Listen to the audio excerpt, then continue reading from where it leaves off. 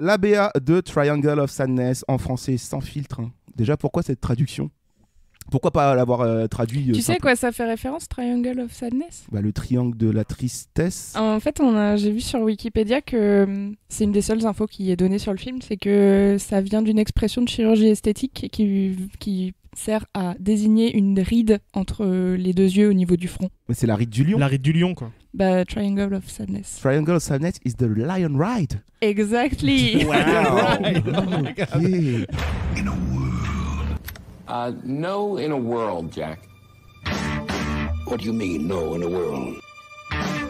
It's not that kind of movie. Oh? Okay. Vous êtes complètement tapé ou quoi? Ça va être une tragédie, ce truc-là.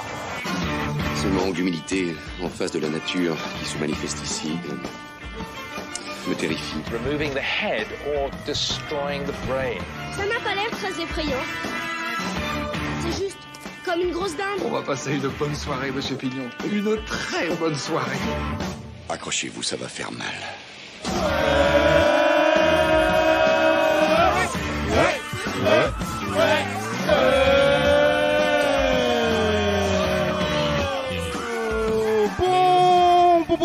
Bonjour à toutes et à toutes et bienvenue dans Fête ABA, le podcast qui se fait des films à partir des bandes annonces et ce sans aucune objectivité. Aujourd'hui, détour par la Suède qui elle-même a fait un détour par la région PACA pour accaparer cette palme dorée en mai dernier.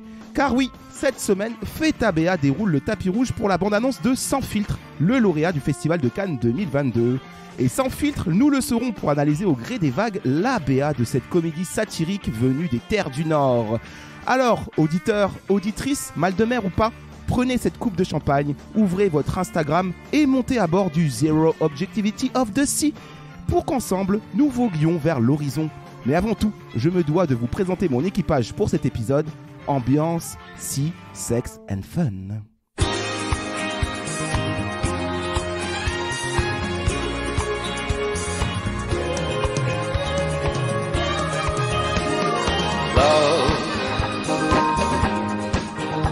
Exciting and new. Come aboard. Avec moi, mon équipage, William, autrement dit, Willow Cocktail. Eh oui, je serai le barman de l'expédition pour étancher vos soifs. De la bière pression au cocktail signature, j'ai de tout. Mon ingrédient secret, c'est mon sourire. Wow. Clémence aussi est là, mais autrement dit, pour cet épisode, Judith Sundberg. Bonjour tout le monde, je m'occupe du room service à bord et je vous promets des draps aussi blancs que vous tous clients. Kevin aussi est là, mais Kevin pour cet épisode s'appelle Bobby B. Bobinson. Bonjour capitaine, je suis politicien, je possède le bateau. Moi, je ne vous mène pas en bateau. Oh, tu ne fais donc pas partie de l'équipage. Je possède l'équipage. Oh. Et pour finir sur cet équipage, Johan est là, mais Johan s'appelle pour cet épisode Isaac Paris. Oh yeah. Ok Isaac. Voilà, bon, et bonjour messieurs dames. Hey. Comme disait ma grand-mère, tout est bon dans le cochon, surtout après un tourné-retour. Tourne-retourne. Tourné-retour. Michael Dumas. Michael Pour Thomas. ceux qui connaissent. Red knife in the plunge. Allez, voguons sur l'océan, les amis, en direction de cette nouvelle BA, la BA d'une Palme d'Or. Oui, la Palme d'Or cette année, on va aussi se la faire. La présentation du réal, évidemment, comme à chaque fois, je vais vous présenter le réal que vous connaissez peut-être, Ruben Östlund. Un petit peu. Oh mais oui, Ruben. Ruben Östlund, qui nous vient donc de Suède, réalisateur suédois, monteur, producteur, scénariste, directeur photo aussi également. Un beau CV pour ce réal suédois de 48 ans. Alors il a attaqué la fiction, le Ruben, à partir de 2004. Avant, vous saviez ce qu'il faisait ? Petite anecdote assez sympa. Avant tout ça, il était derrière la caméra pour faire des films de... Gladiateur. Non, De cul. non, des films de ski. Ah. Voilà. Ah, c'est pour ça qu'il a fait Snow-thérapie. Oui, certainement, oui. Ce sont l'héritage des films de ski. Voilà, il faisait des films de ski. C'est vrai qu'on aurait. C'est-à-dire des films de ski. Tu skis, on te filme. Il Ça fait un y film a de un ski. scénario, enfin je veux dire c'est de la fiction ou il filmait juste des gens qui skient? Non, ça c'était pas de la Il y fiction. avait c'était du vent aussi, je suis sûr. certainement de la neige Oui. aussi, j'en suis certain. Il débarque sur la croisette Monsieur Ruben Östlund, avec un film dans la catégorie Un certain regard, Snow Therapy, tu en as parlé, Kevin, qui récolte en 2014 le prix du jury, ce qui est pas dégueulasse. Hein. Snow Therapy, pour rappeler un peu, c'est l'histoire d'un homme, d'un père de famille lâche en fait, qui face à une avalanche qui finalement ne détruit pas un chalet, avait fui. Il abandonne sa femme et ses enfants face à l'avalanche. Voilà, au lieu de les sauver, au lieu de se mettre devant comme bouclier, comme tout bon père de famille. Ce qui aurait été largement suffisant pour l'arrêter du coup, en plus.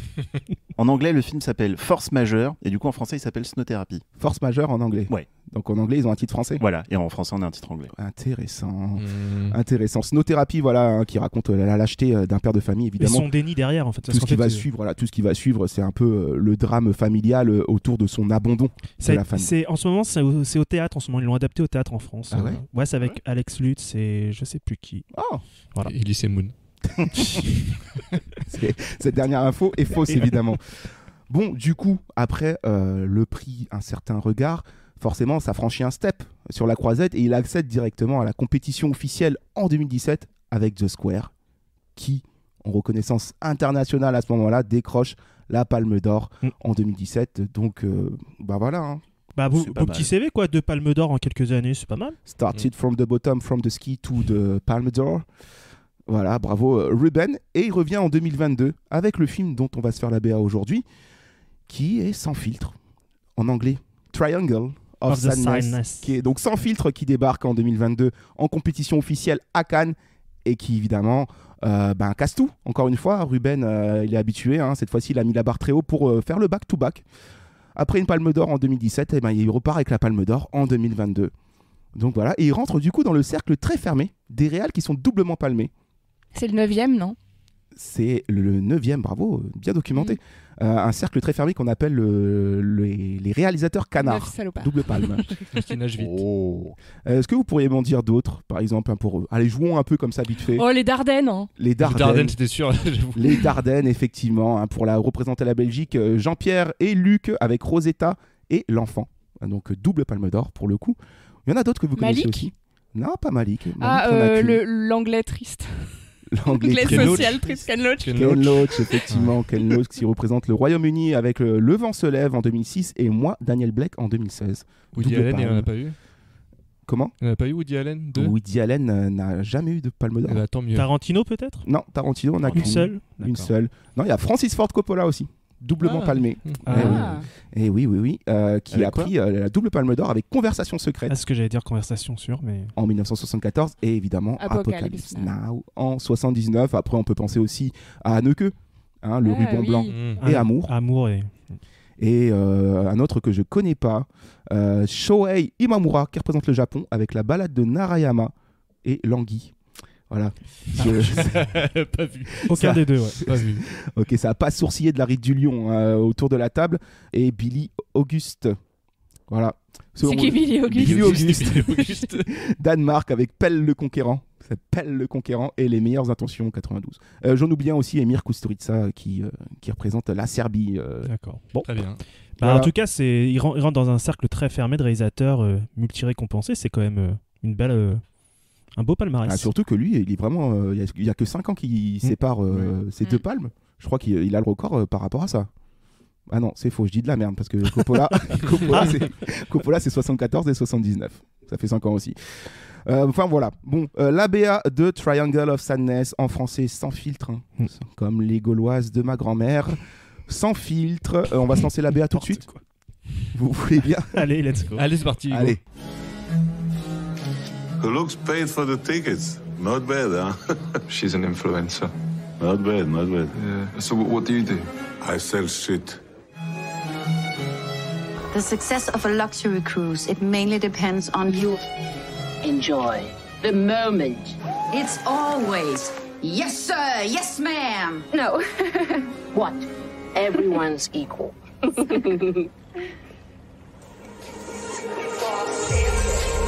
Thomas, when you're able to hold the captain's dinner. A toast to love. I'm not a fan of fine dining.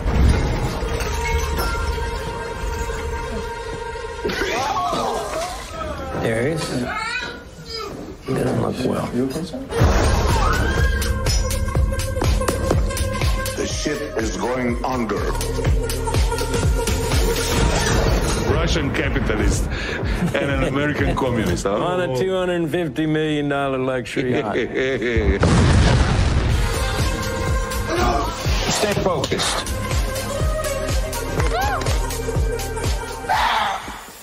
We have to create a good group.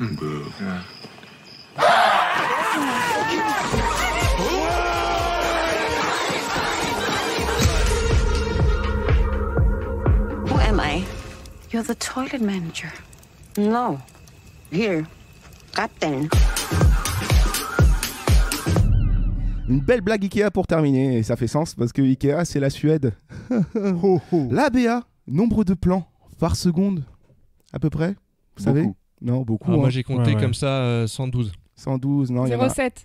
0,7 plans dans toute la BA. Non, il y a 84 plans, 1 minute 41, ce qui donne une moyenne de 1,2 plans par seconde. Oh, c'est gigantesque. C'est beaucoup. Ah oui, mais ça envoie, il y a beaucoup d'images subliminales, épileptiques dans la BA. Ça envoie. Ça, c'est évidemment toutes les données qu'Al Calculator, on pense à lui, m'a envoyé avant cet épisode. Hein. Il fait son boulot à distance. Et sa fonctionnalité que tout le monde aime, évidemment. Combien de pourcentage d'images voyons-nous dans le film? Le calcul. Le film fait 2h20. Et la BA montre 1 minute 30 d'images, ce qui nous donne 1% du film révélé dans la bande-annonce. Pas beaucoup. Pile poil. C'est peu. Un petit pourcent. C'est très peu. C'est très peu. C'est pas beaucoup. Hein. 2h20 de film. Ça y est, on commence à refranchir la barre. Aïe, aïe, aïe, aïe, aïe. Bon, moi, franchement, ça me dérange pas. Parce Non, que moi non plus, c'est plutôt un bon réalisateur. Mais bon, 2h20, c'est toujours long, quoi qu'il arrive. on va voir du quali. Ça dépend des films. On verra ça. L'ABA, on Merci. se l'analyse tout de suite. L'équipage, hop, prenez la barre, s'il vous plaît. Le temps que je... Moi je ne tiens pas la barre, je possède le bateau. C'est vrai, je ne vous parlais pas à vous, je parlais au cuistot. Michael Dumas, je sais plus comment tu t'appelles. Michael Dumas, c'est bien. Ouais. Prenez la barre le temps que je retrouve mes notes. Alors, l'ABA, c'est parti, on se lance directement dedans. L'ABA s'ouvre sur de la musique classique, une petite musique, petit mélange de clavecin et quelques cordes. Magnifique, n'est-ce pas?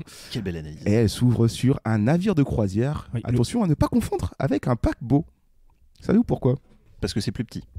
Eh non, le paquebot, en fait, il t'amène d'un port A à un port B et c'est fini. Alors que le navire de croisière, lui, c'est vraiment tourisme et compagnie, et ça te fait faire le tour. C'est des vacances, quoi. D'accord. C'est une croisière. Et ça, je l'ai appris grâce à notre ami Wikipédia. Voilà. Merci Wikipédia. Voilà. À ne pas confondre et vous pourrez briller en société ensuite. Un paquebot n'est pas la même chose qu'un navire de croisière. L'ABA, du coup, sur cette image de navire de croisière, on apprend que c'est Backfilm qui distribue le film. Et pour la petite info, Backfilm, ce sont les distributeurs français du film, évidemment, qu'on a connus grâce à des films comme Sailor et Lula, comme Barton Fink, comme La leçon de piano, comme Pulp Fiction. Pas mal. Vous voyez le dénominateur commun C'est parmi tout ça. Palme d'Ors. La Les Palme Palmes d'Or. d'Or. Donc les mecs, ils ont le flair, quoi. Ils distribuent pas que de la merde, donc ils prennent beaucoup de palmes d'or. Voilà, c'est leur credo. Mais c'est pas tout. Avec une petite recherche, j'ai aussi trouvé qu'ils avaient distribué Scary Movie 1 et 2. Sérieux? C'est bien aussi. Ah ouais, ça c'est la palme. Mais C'est Ça a pas le manche chocolat, quoi. c'est ouais. Comme quoi. C'est un autre style. Comme quoi. Et C'est bien d'être éclectique quoi. pas mal de films d'animation aussi que vous connaissez peut-être, mais notamment côté Japon, ils ont distribué Les Enfants du Temps. Ah. Voilà, de Makoto Shinkai, Shinkai. qui est connu notamment pour Your Name, qui fait partie du top 5 des records d'entrée Et au dont on Japon. attend le prochain film avec impatience. N'est-ce pas? Qui devrait arriver début 2023, si je dis pas de Exactement, c'est conneries. L'ABA, donc on est sur un navire de croisière et on présente les personnages du film. Tout de suite, on a une influenceuse et son copain. Ouais, ce sont deux mannequins en gros. Les deux sont hyper beaux. Waouh, Ouais. Elle mange des spaghettis, mais étrange, elle s'arrête avant. oui, pour prendre la petite photo. Qui va aller certainement C'est sur donc ça, les Instagram, influenceurs. qu'on va liker par milliers, tellement certainement populaire que sa beauté a payé les billets, ce que dit son petit copain dans la BA. Ça rapporte, hein, le travail d'influenceur. Sympa, hein. J'ai déjà pensé à faire ça moi aussi. Ça marche pas. Tu nous tends une perche, Écoute, quoi. tu nous influences nous déjà, c'est pas mal. J'ai pas voulu répondre. J'ai pas voulu prendre la perche. Vous voulez dire que j'ai pas le corps pour ça, c'est ça? Non. Ils ont été assemblés à table avec un autre couple.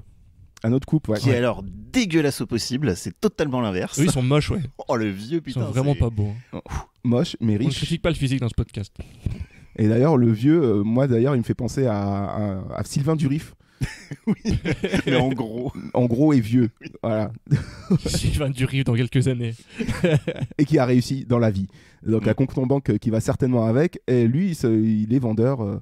De merde. De merde. Ouais, ça a l'air d'être un russe, non? Ou un petit accent, il a un petit accent qui roule, d'Europe là, de l'Est, quoi. Ouais, il vend des AK-47, quoi. Ah ouais? Toi, t'es sur le trafic d'armes? Bon, c'est un russe, hein, donc. Bah, tout de suite, excusez-nous. Moi, je me désolidarise. Est-ce que c'est pas l'acteur qui faisait déjà le parrain russe dans le film de Emmerich, là, avec 2012? Je crois que c'est cet acteur-là. J'ai pas vu ça. Tu vas taper loin, là. Waouh. J'aurais dû regarder avant. Désolé, mais je crois que c'est lui. Donc en tout cas, c'est un mec qui est dans l'import-export, quoi. Sylvain Durif, ouais. Qui vend de la merde. Donc peut-être que premier degré, ils vendent de la merde. Bah, je sais pas, en anglais, il dit I deal shit, mais tu dis le shit, ça veut dire tu vends. Enfin, ça veut rien dire shit. Oui, c'est comme tu dis un truc. C'est un vendeur de shit. Ça se trouve, c'est un vendeur de shit tout court. Ça rapporte. C'est un film très premier degré. Il a mis la daronne à l'abri. Maintenant, il se fait une petite croisière, quoi. Donc des riches de partout sur ce bateau de croisière. Donc c'est une croisière de luxe. Alors j'ai l'impression qu'ils sont pas beaucoup sur le bateau. Est-ce que ça serait pas genre une espèce de sortie inaugurale où ils essayent de tester un peu le bateau et faire de la pub pour lui? Bah c'est possible. Hein. J'ai l'impression qu'ils sont pas beaucoup, qu'on voit surtout que quelques membres d'équipage et que quelques rares passagers, non? Ouais, mais en même temps, le bateau a pas l'air super gros non plus, tu vois, ça a pas l'air d'être un bateau de croisière qui fait 40 étages comme il en existe, parce que quand tu vois les intérieurs, les salles et tout, c'est peut-être un truc pour ultra richou, et du coup, ils sont peut-être 10, mais parce que c'est ultra quali. C'est méga cher, quoi, sûrement. Surtout qu'on est peut-être induit en erreur, ou peut-être que c'est une subtilité de montage, parce que à ce moment-là, quand on nous présente le bateau et ses passagers, on a une voix off qui sonne, qui dit « La réussite de ces voyages dépend de vous ». Donc, à ce moment-là, on nous montre les passagers. Donc, est-ce que ce serait pas aussi pour dire que c'est un test? Alors, juste après, on a un plan de la chef d'équipe qui dit ça à ses troupes, surtout. Donc, oui, je pense que c'est plutôt au petit personnel qu'on dit ça. Parce qu'en fait, c'est le genre de bateau sur lequel tu dois être servi comme un prince, une princesse. Tu vois. Vraiment, tu dois avoir tout à ta disposition sur ces croisières-là. Donc, tout dépend du petit personnel qui doit être aux petits soins. Et en vrai, il aurait dit ça aux passagers, ça aurait été marrant. Ça aurait pu faire un Hunger Games sur un bateau. Quoi. Et maintenant, tuez-vous. Voici un arc. Voici un flingue. Non, mais oui, effectivement, oui monsieur, oui madame, c'est tout ce que je veux entendre dans votre bouche. Ça, c'est le brief de la sous-capitaine, je sais pas. Ouais, c'est la cabine crew major, quoi. C'est la chef de bord.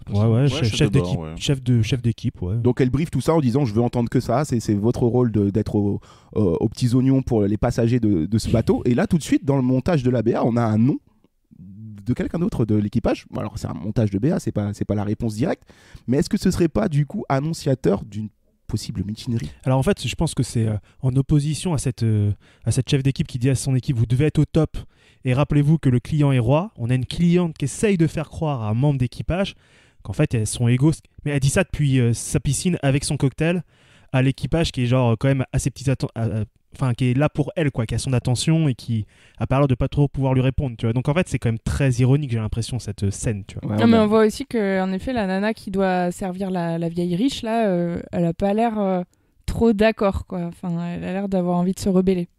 Ouais, tout le monde est égal. Pas sur ce bateau, apparemment. Pas sur ce bateau, ça a pas l'air d'être trop le cas, mais... Pas pour le moment, un film social, donc.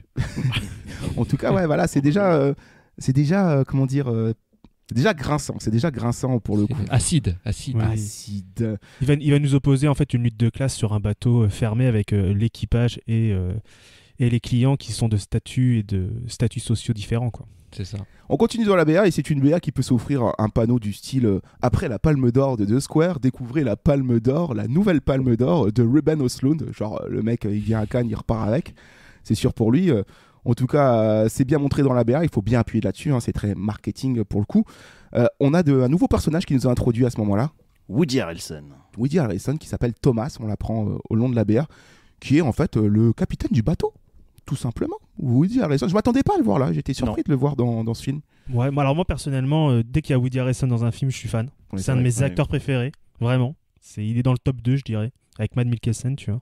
Donc il est dedans déjà, je suis heureux. Voilà, je le dis.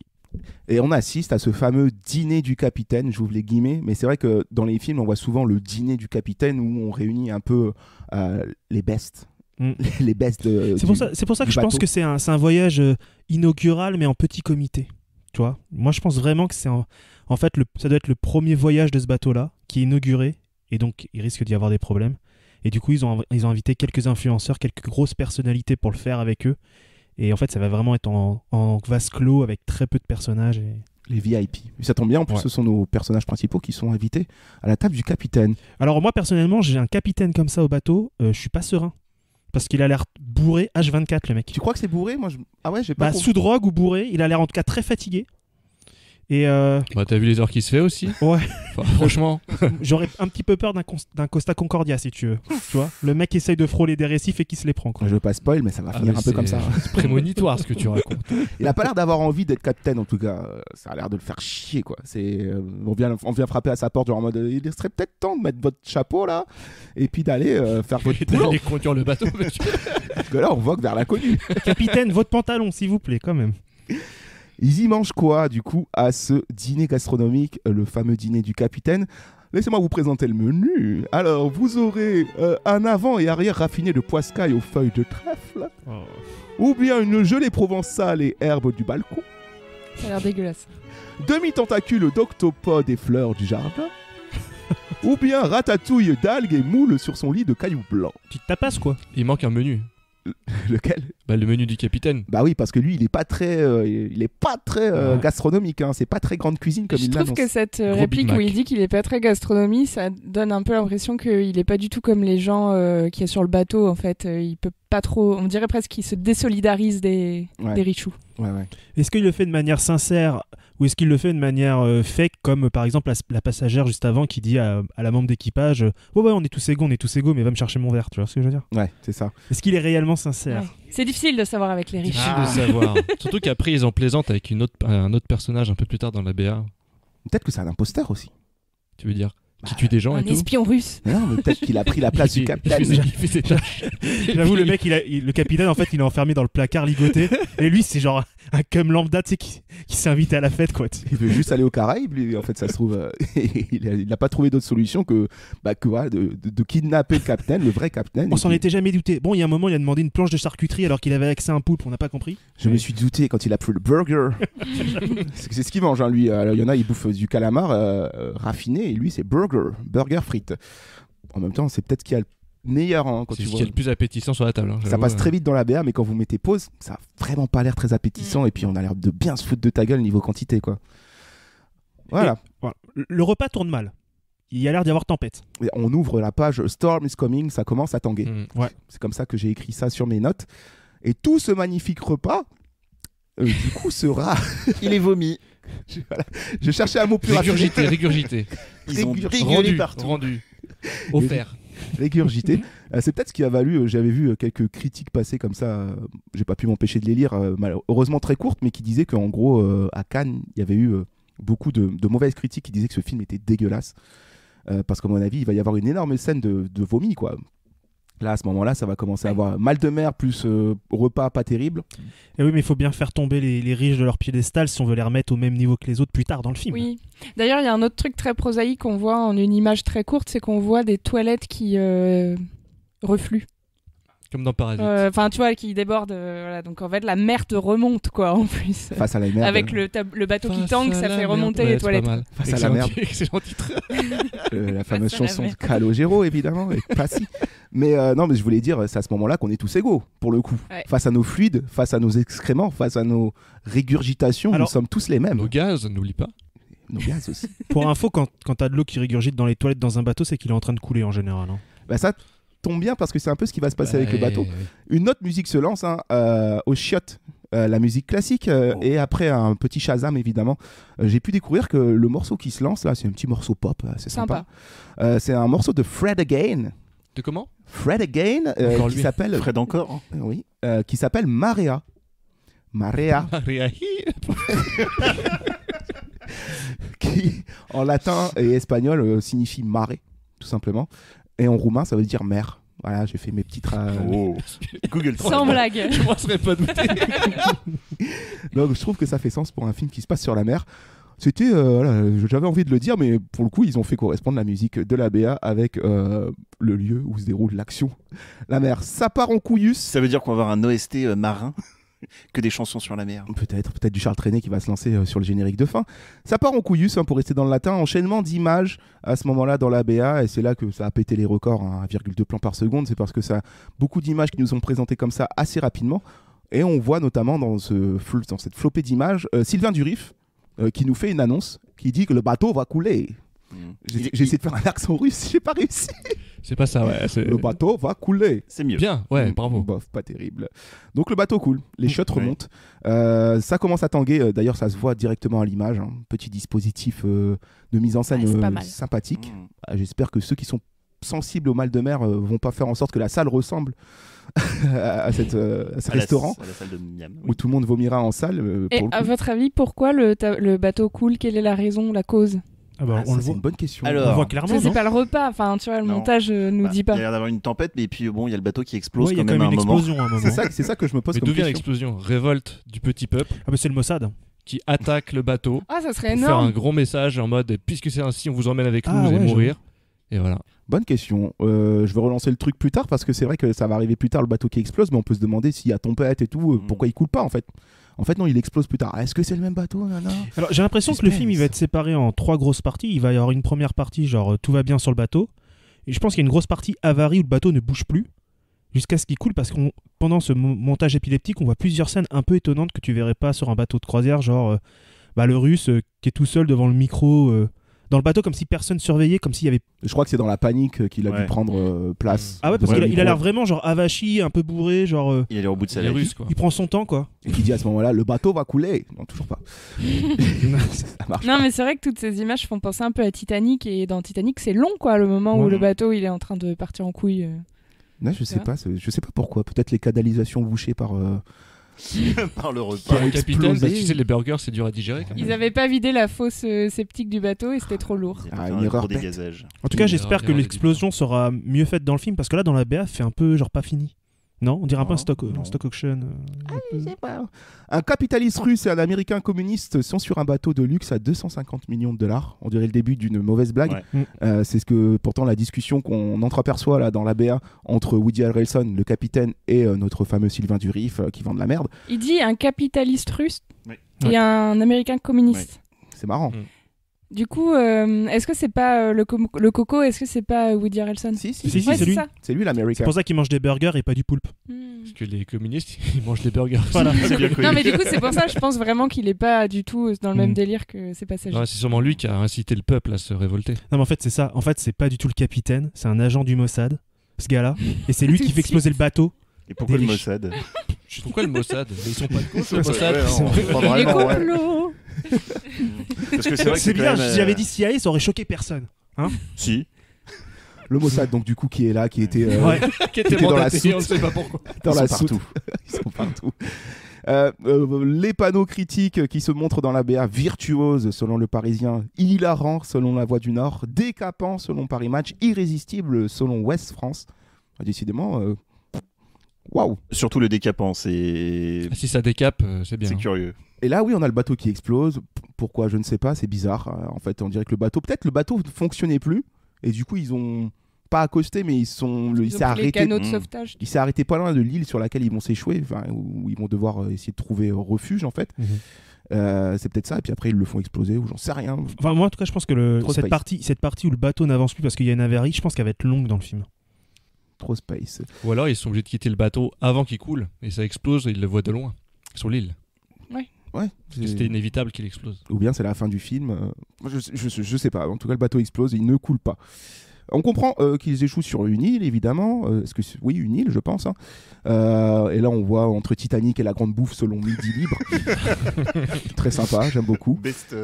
Surtout best combinaison. Vous l'avez vu, la Grande Bouffe ou Non, j'ai pas vu. Un peu insupportable à regarder. Ça C'est avait des gens retourné qui la mangent. Croisette aussi à l'époque.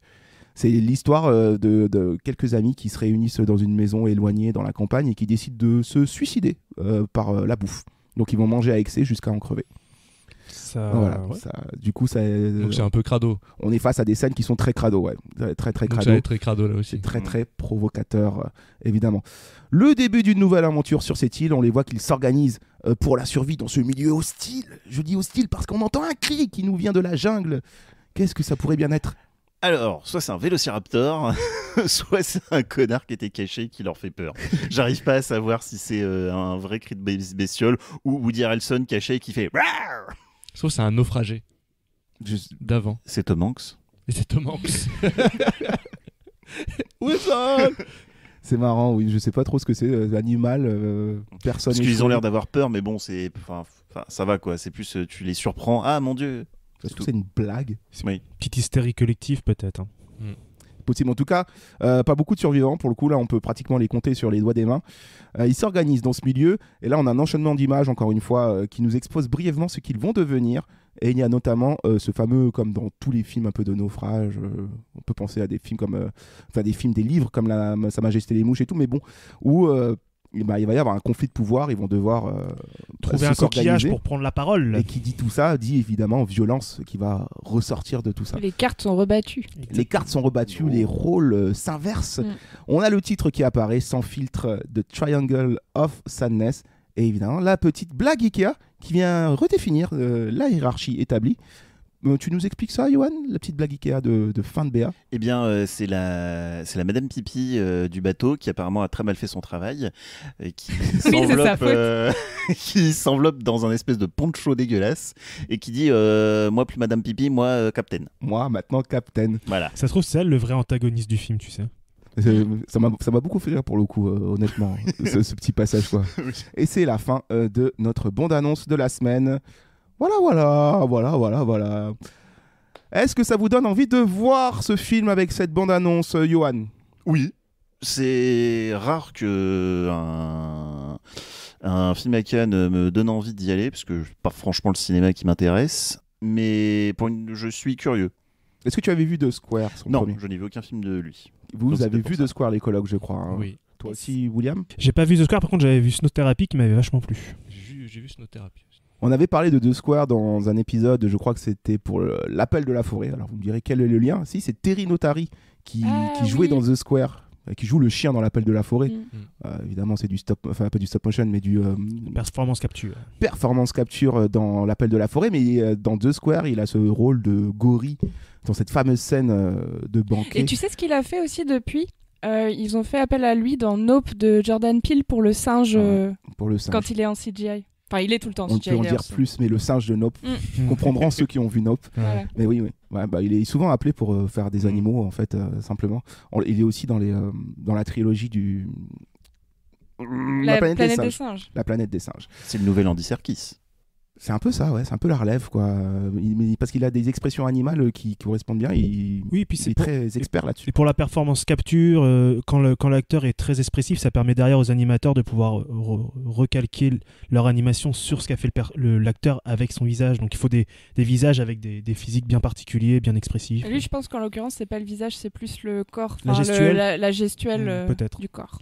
On en avait parlé donc du coup dans cet épisode de l'Appel de la forêt, Terry Notary, The Square, un film qui avait aussi marqué la Croisette et qui méritait clairement pour moi personnellement, en tout cas je le dis, la Palme d'Or et qui était très bien, mais très bizarre, mais très bien. Kevin, as-tu envie de voir ce film après cette BA? Oui, j'ai envie de voir ce film. Déjà, j'avais beaucoup aimé The Square, son film précédent, qui était déjà la Palme d'Or, nouvelle Palme d'Or pour lui, donc je suis assez curieux de voir ça, surtout que c'est un film qui a été plutôt controversé sur la Croisette. C'est une Palme d'Or qui fait pas l'unanimité, comme celle de l'an dernier avec Titane, du coup ça m'intéresse pas mal. C'est vrai que c'était compliqué de définir qui allait gagner la Palme d'Or jusqu'à la toute fin en fait pour cette édition-là de la Croisette.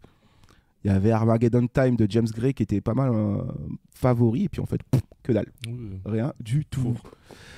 William, as-tu envie de voir ce film? Bah oui, parce que le seul film que j'ai vu du réalisateur m'avait beaucoup plu. Ça a l'air d'être quelqu'un qui maîtrise quand même pas mal son sujet en termes de mise en scène. Et Woody Harrelson, quoi. Donc, oui. C'était la raison numéro 1. Ah oui. Oui, j'ai essayé de faire genre, mais c'est Woody Harrelson, le vrai. Ah, la groupie. Ah ouais, c'est vrai. Je reconnais. Et Clémence, enfin? Oui, ça me donne envie, mais ce qui m'interpelle le plus, c'est que ça a l'air plutôt narratif et j'avais bien aimé The Square, mais The Square, pour moi, c'était plus des sketchs. En fait, je saurais plus raconter s'il y avait une histoire vraiment liée au musée, au truc, l'art moderne. Pour moi, c'était vraiment des scénettes, un enchaînement de scénettes. Le nom, justement, d'un nouveau dispositif artistique, où c'était juste un carré et ça tournait autour de ça. Entre autres, et puis... tu vois, pour moi, il n'y avait pas vraiment d'histoire, ou en tout cas, c'était des personnages, mais qui se croisaient pas forcément. Enfin, je sais plus, bref. En tout cas, il y avait un ton particulier, mais là, ce qui m'interpelle beaucoup avec ce film, c'est que j'ai l'impression qu'il y a vraiment un fil d'histoire beaucoup plus évident, quoi. Avec des péripéties. Et avec des rebondissements un peu burlesques. Tu vois, les riches qui vomissent. Ça a peut-être l'air moins aussi psychologique que The Square, où vraiment, là, on était sur est-ce que c'est réel, est-ce que ça ne l'est pas, parce qu'il y avait des scènes qui sortaient vraiment... qui était surréaliste en fait dans The Square. Là, pour le coup, du moins de ce que nous montre la bande-annonce, ça a l'air vraiment d'être l'histoire d'une lutte des classes face à un naufrage et de la redisposition de la hiérarchie. Est-ce que ça pourrait pas être un film qui serait avec 2 tons? Tu sais, ça commencerait comme une comédie assez légère et ça finirait en vrai grand drame, tu vois. Ça pourrait être le cas. Oui, il y a moyen que ça parte dans un truc bien badant, je sais pas. Hein. J'aimerais bien que ce soit ça. Ils en décousent. Bref, tu vois qu'il y ait des morts, quoi. Des morts horribles.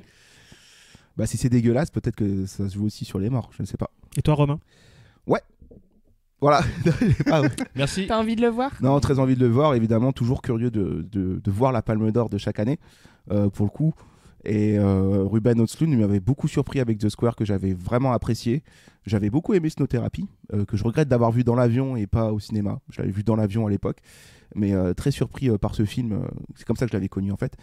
Et donc ouais, non, envie de voir le back-to-back de cet homme-là, parce que vraiment, gros respect pour, à 5 ans d'écart, prendre une Palme d'Or, et puis surtout pour pouvoir juger si c'est justifié ou pas. Donc entre-temps, il faudra aussi découvrir les autres films qui vont sortir un peu petit à petit. Mais ouais, non, très très envie de le voir, et puis ça a l'air d'être magnifiquement interprété par chacun, j'ai l'impression. Donc ouais. Par contre, j'ai l'impression que la bande-annonce dévoile beaucoup de... Alors, à moins que ça dévoile pas beaucoup de portions du film, dans ce cas-là, ça va être un rythme effréné pendant 2h30 et on va être fatigué. Mais on a l'air de voir tout le film. D'ailleurs, je pense que tout l'arc sur l'île va durer très longtemps, parce qu'on n'en a pas parlé, mais dans la BA, je crois qu'il y a un plan dans le montage épileptique où on voit vraiment le russe là, avec une énorme barbe. Oui, c'est vrai. Donc à mon avis, je pense que ça a duré longtemps sur l'île. Il y a au moins quelques semaines qui doivent séparer. Quelques mois même. Ouais, parce qu'il est sans barbe au début et après on voit avec une grosse barbe. Et puis surtout, il y a beaucoup de violence à ce moment-là. Je pense que ça va durer assez longtemps. Une meuf qui éclate face cam la tête de quelqu'un, certainement avec un caillou. Donc ouais, ça se trouve en fait à la fin, il n'y a pas d'issue et que tout le monde crèvera comme des gros connards. Tout le monde s'entretue, quoi. Bah ouais, c'est ça l'humanité. C'est ça, c'est comédie satirique en même temps. Donc ce ne sera pas aussi une manière de nous démontrer... en utilisant justement cette mise en scène là pour nous montrer à quel point la société est vouée finalement très dispositif Parasite au fond, je trouve. Sûrement dans la construction, parce que c'est un peu la même construction dans Parasite, c'est que ça finit sur de l'ultra-violence aussi. C'est vrai. On découvrira tout ça au cinéma à partir du 28 septembre. Ça, c'était nos attentes, notre avis, nos films autour de la bande-annonce. Mais qu'en pensent les internautes sur Internet? C'est le comme ci, comme ça, comme chaque semaine. Comme ci, comme ça, comme ci, comme ci, comme ça. Les commentaires des internets. Comme ci, comme ça. Les commentaires des internets. Clémence, c'est ta rubrique, c'est tes commentaires. Qu'est-ce que tu nous as trouvé cette semaine? Eh bien, j'ai trouvé 2 teams d'internautes face à cette BA. Il y a la team des Français versus la team des pas Français. Et ils n'ont pas le même niveau d'enjaillage, clairement. Oula. Donc, alors nous, les Français, on n'est pas fun. On est un peu prout-prout, quoi, un peu chiant. J'ai 3 commentaires d'internautes français qui n'ont pas trop envie de voir le film. On commence avec Véro la Chenille, qui a commenté « Au rayon bande-annonce, genre compile de spoilers, cette BA à la palme. Quel dommage, plus de surprise, plus envie de payer. » Plus envie de payer. Je ne pourrais plus. Impitoyable la chenille. Je suis pas forcément d'accord. Non, moi je pense qu'elle se fait avoir par la BA qui doit être assez mensongère. Ouais, c'est pas une experte de la BA, ça se voit. Oui, mais peut-être ça fait quoi? Et ce que disait Johan, c'est que ça montre quand même beaucoup de choses de ce qui va se passer dans le film. Juste ce qu'il faut. Ça se trouve, c'est mieux que la partie émergée de l'iceberg. Ça montre beaucoup de trucs, mais en même temps, c'est la partie épileptique, là, elle est... T'as l'impression qu'elle est montée dans tous les sens, parce que... oui, ça va du bateau, voilà. Ça passe sur l'île. Donc, en fait, ça montre tout et rien. En fait, on l'a bien vu, hein, on sait pas ce qui va se passer. Spoiler ou pas, ça on le découvrira en salle. En tout cas, Véro la Chenille n'était pas convaincu. JC non plus, JC qui dit « Ça promet, évidemment, les gens qui aiment pas vont critiquer mon commentaire. » Voilà. Et donc, c'est quoi son commentaire, si on n'est pas sûr? Quel est son argument, en fait? Ça promet. Son commentaire, c'est ça promet. Okay. Mais il a pas l'air enjaillé, quoi. Ouais, ça promet, mais c'est ironique ou pas? Je ne sais pas. Mais si t'es pas d'accord, tu peux réagir. Yes. Il avait envie de parler à quelqu'un, apparemment, de JC. Peter Ostria, lui, qui dit « Dommage pour Woody Harrelson de tourner dans des navets de la sorte. » ouais, le mot est lâché. Carrément. Ah ouais, c'est des navires, d'abord. Bien. Ah ouais, navet, ok, d'accord. Voilà. C'est Et dur. notre dernier de la team française, c'est Psychous Dark, qui a écrit tout en majuscule « C'est quoi ça encore ? Triste génération ». Voilà. Mais pourquoi ? Ça, c'est les Français, ça? Ouais. Ah putain. Enfin, ceux qui ont écrit en français, quoi. Mais comment? Mais comment ils savent Je te dis, de ça, quoi c'est parle c'est les papis, tu sais, qui sont tout aigris, qui font toute la journée, ils vont sur YouTube et sur Facebook, ils font ah, ça, c'est encore un truc de cette génération de merde. Ouais. C'est infernal. Faudrait leur interdire de parler à ces Ceux gens. qui ont 3247 avis sur les films Allociné. C'est ça. Truc de ouf. Vous avez déjà regardé des comptes de mecs, genre tu sais, tu peux voir combien ils ont posté de critiques. Des fois, tu vois 3000 et quelques, voire même plus. Ils adorent ça. Et généralement, ils n'ont pas des goûts qui correspondent Généralement, c'est pour cracher du venin, quoi. Ouais, c'est un peu du troll, mais ancestral, quoi. C'est ça, la France. Bon, j'ai d'autres commentaires de gens qui, pour le coup, avaient commenté la bande-annonce VO. Donc, je ne connais pas leur nationalité, mais en tout cas, ils n'étaient pas français. Et ils étaient un peu plus enjaillés et un peu plus intéressés par ce qu'on voyait dans la BA. Donc, on a Julio Santiago. Qui vient d'où? Santiago de Chili. De Chili. Qui a écrit « C'est le genre de film qui vous fait croire au vrai cinéma et vous fait vous sentir excité et assez riche pour acheter un ticket de cinéma et du popcorn, peu importe le jour, peu importe la semaine, juste après le travail. » What the fuck? Il est très motivé, quoi.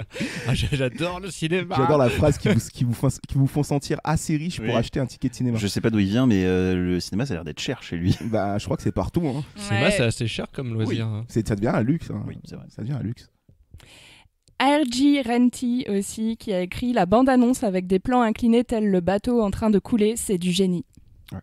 C'est tout con, hein, ouais. mais ça fonctionne bien. Hein. C'est vrai que les peu d'images qu'on voit, moi j'ai trop envie d'être à ce moment-là où certainement il y aura quand même un gros passage du film où ça va tanguer, quoi. Ouais, alors après, faut pas être trop sensible parce que moi qui suis très sensible de l'oreille interne, c'est un truc à ce que ça me foute le mal de mer, quoi. Bon, bah, vas-y avec un sac. Hein. Ce sera pas pire que Gravity. Ah, c'est une vraie question. Je peux te répondre si tu veux. Je voulais savoir ce que t'en avais Gravity, t'avais le mal de l'espace, comment ça se passe? Non, j'avais le mal de l'espace, je peux pas y aller. On peut passer au commentaire suivant. Wade West qui a écrit, alors désolé parce que c'est de la traduction, j'ai pas passé des heures à traduire donc c'est un peu littéral. Il a écrit « Les premières secondes de la bande-annonce ne m'amusaient pas du tout, mais lentement, comme un rugissement de lion, j'ai senti ce sourire apparaître sur mon visage. Et je ris si fort que ce film pourrait être bon, je veux le voir. » Il a eu une grosse gaule en fait au fur et du film. Hein. J'ai pas réussi à bien traduire comme un rugissement de lion l'idée du sourire. Ah, trop joli la métaphore. Peut-être une expression idiomatique en anglais. Non, je sais pas, on dirait du Mouret. J'aime beaucoup.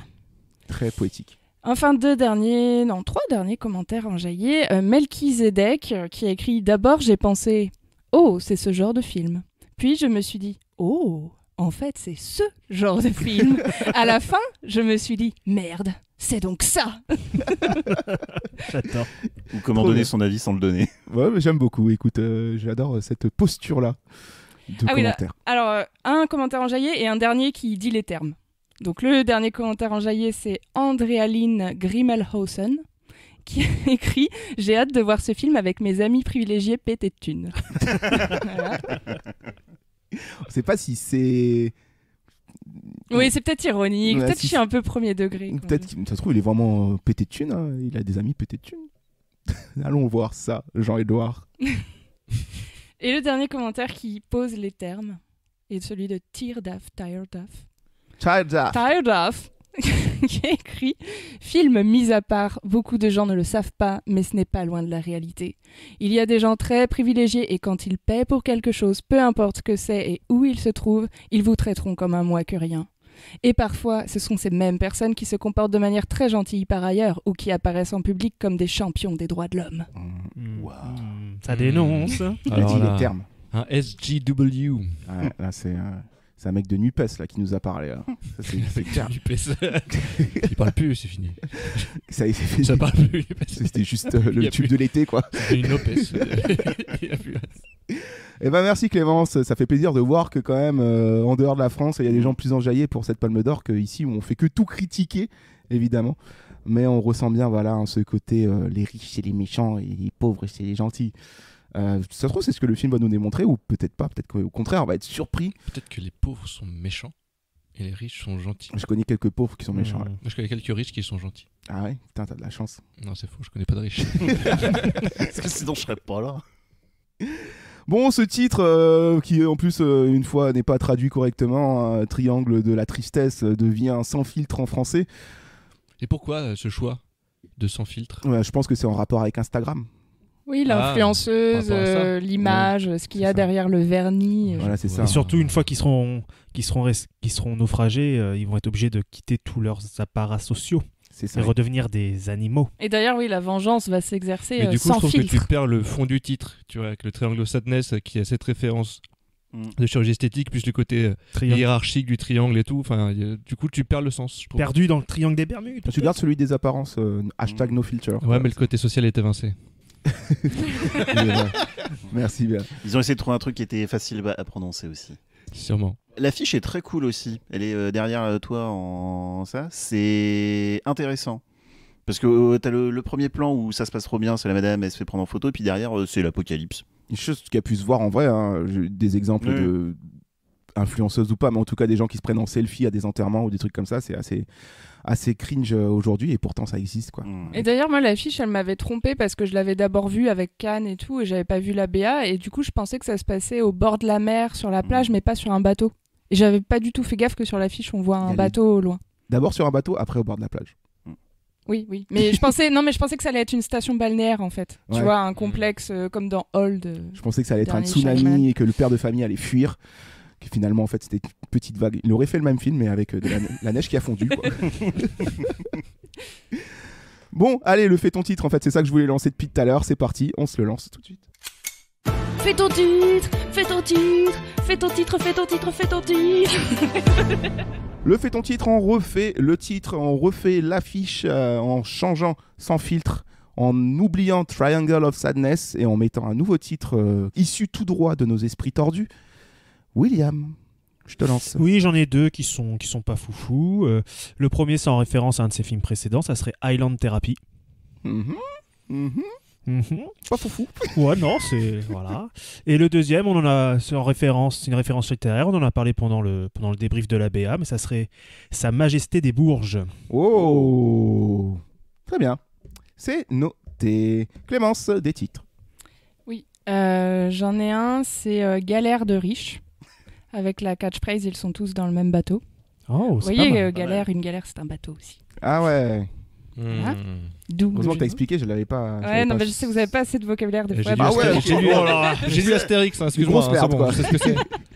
Et l'autre titre, c'est Sea, Freak and Some, avec la catchphrase satire à balles réelles, mais satire écrit satire. Et bah, ça, c'est pas mal du tout. C'est bien, c'est bien. J'avais le même titre. De quoi? Sea, Le Freak dernier. and Some? Presque pareil, mais j'ai pas de titre. Dis, il y avait bien une variation. Vas-y, donne ton titre. Bah non, moi j'avais Sea, Sex and Some, mais c'est parce que c'était plus proche. Je crois qu'on l'avait déjà mis sur l'affiche de C'est possible. Poisson Sexe. Après j'avais un Ça va autre. Ah oui, c'est possible. Ouais. Merde, on a été Ah ouais. inceptionnisés Non, par après nos j'avais un propres... titre, mais c'était juste histoire de t'attraper par les sentiments. C'était Koh-Lanta Origins. Pas ouf, hein. Ah, merde. Je vais tester deux trucs que t'as aimé coller. Ah, la méthode du lèche-cul, hein, ça marche pas sur moi. Merde, j'avais la même idée. Koh-Lanta Origins. Ok. Non, sauf que moi c'était Jurassic Park 2 Origins. Pourquoi? Et ils sont sur une île au début. Dans pratiquement tous les Jurassic, ils sont dans les îles. Oui, non, mais ça commence. T'as la croisière, les riches, ils sont sur l'île et tout ça. Non, c'était pas ma meilleure arme, ça. Non. Non, en plus, c'est le monde perdu, ça existe pas Jurassic Park 2. Mais écoute, hein. on va pas Oui. chier des bulles carrées. Hein. Ouais, c'est pas grave. Vas-y.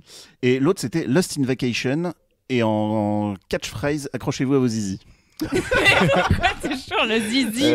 Alors la catchphrase, je suis pas convaincu. Non, je crois Très bien. qu'Ivan essaye d'établir une signature propre ça, à lui-même. voilà. Je vais essayer de Mais les j'aime zizi bien tout le temps. Lost in Vacation, ça c'est très bien, ouais. très sympa pour parodier évidemment. Un autre titre de film, Lost in Vacation. Et toi, t'avais des titres? Bien sûr que j'ai des titres. Ah, quand même. Bien sûr, j'ai 4 titres. Allez, vas-y. Ouais, mais mon premier là, il m'est venu en faisant l'épisode au moment où on parlait de ce fameux menu gastronomique pour le dîner du Capitaine. J'avais Conflit de connards Ah. J'aime bien. Mais bon, Il y a que moi qui réagis. je me positionne politiquement directement avec ce titre, quoi. Ça voudrait dire que les riches sont des connards, simplement. La croisière, ça use.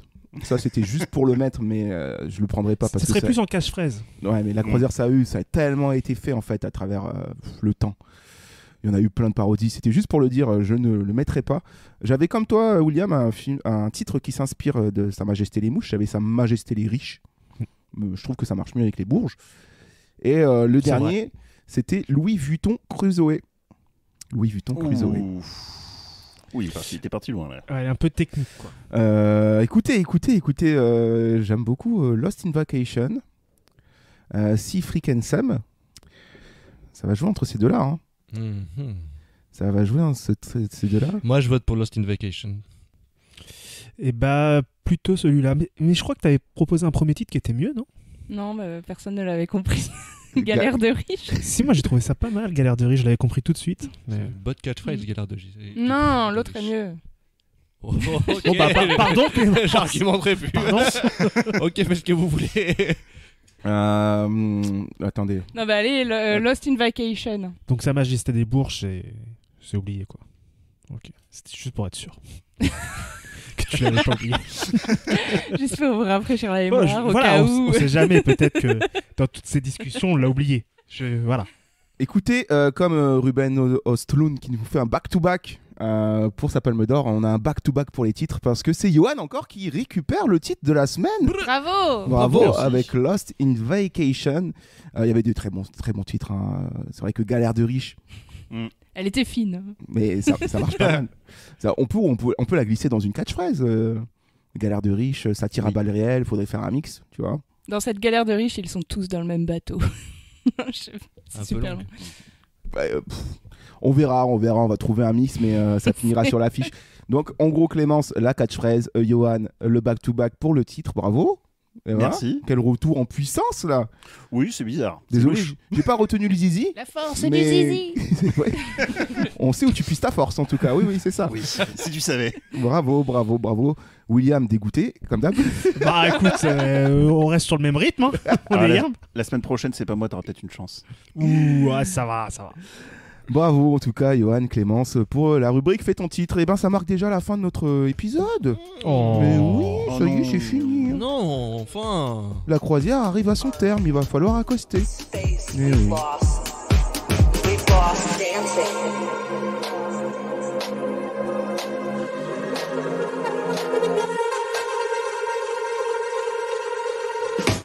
Voilà, c'était l'épisode bande-annonce de la Palme d'Or 2022, le film de Ruben Östlund, ce génie suédois du cinéma qui nous revient avec Sans filtre, Triangle of Sadness in VO. Et ça, c'était nos attentes autour du film. On ira voir ça dès le 28 septembre en salle. Retrouvez-nous si vous avez aimé cet épisode sur tous les réseaux sociaux, hein, Facebook, Twitter, Instagram, ou bien aussi sur les autres plateformes d'écoute que celles sur laquelle vous nous écoutez actuellement, comme par exemple Spotify, Deezer, Apple Podcast. Et si là où vous nous écoutez, ça permet de mettre des notes, n'hésitez pas à venir nous en mettre une petite. Nous, ça nous aide beaucoup. On vous dit à la semaine prochaine pour une nouvelle BR. On sait pas encore quoi, on va réfléchir de notre côté. Et puis d'ici là, portez-vous bien. Et bisous. Ciao. Bisous.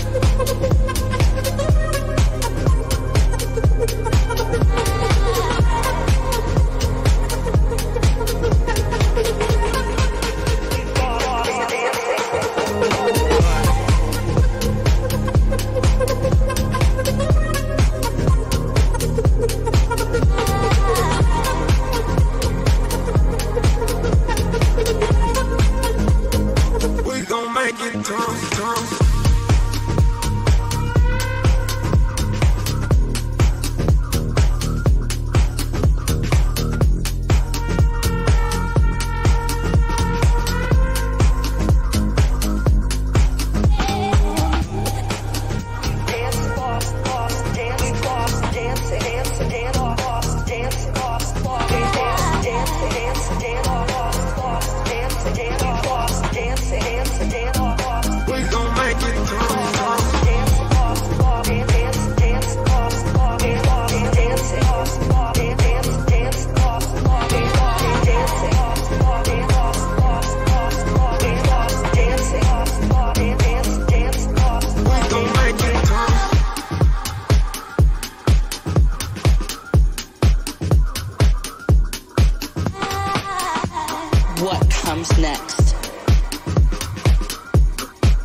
will be marvelous.